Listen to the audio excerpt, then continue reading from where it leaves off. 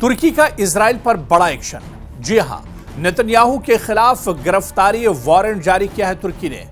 रजब Tayyip Erdogan का बहुत बड़ा एक्शन, क्योंकि रजब तैयब एर्दोगान इजराइल को लेकर काफी नाराज हैं और खासतौर से रजब तैयब एर्दोगान और तुर्की की नाराजगी इजराइल से है। वही इजराइल जो मशरिक़ वुस्ता में लगातार क़त्ल व गारतगरी कर रहा है, लगातार जुल्म कर रहा है, गज़ा पर उसके लगातार हमले जारी हैं। ऐसे में तुर्की ने अब इजराइल पर बड़ा एक्शन लिया है।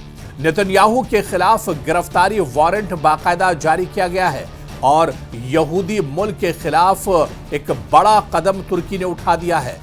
हम आपको बताएंगे दरअसल नेतन्याहू के खिलाफ ये गिरफ्तारी वारंट क्यों जारी किया गया है, इसके पीछे दरअसल बड़ी वजह क्या है, इतना बड़ा कदम तुर्की ने नेतन्याहू के खिलाफ आखिर क्यों उठाया है। इन तमाम चीजों को हम तफसील से जानेंगे।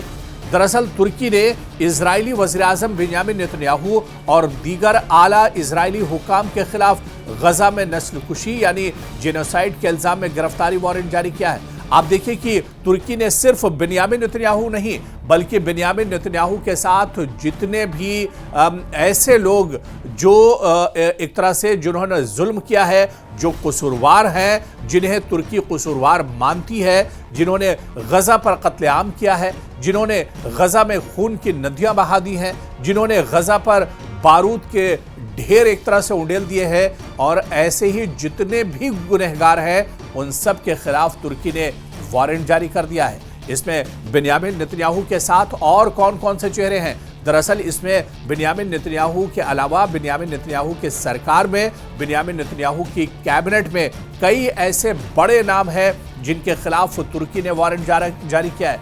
तुर्की ने इजरायली वज़ीर-ए-आज़म बेंयामिन नेतन्याहू और दीगर आला इजरायली हुक्काम के खिलाफ गजा में जेनोसाइड के इल्जाम में गिरफ्तारी के लिए वारंट जारी किया है। दरअसल इस्तांबुल के प्रोसिक्यूटर ऑफिस के मुताबिक 37 मुश्तबा अफराद की फहरिस्त तैयार की गई है।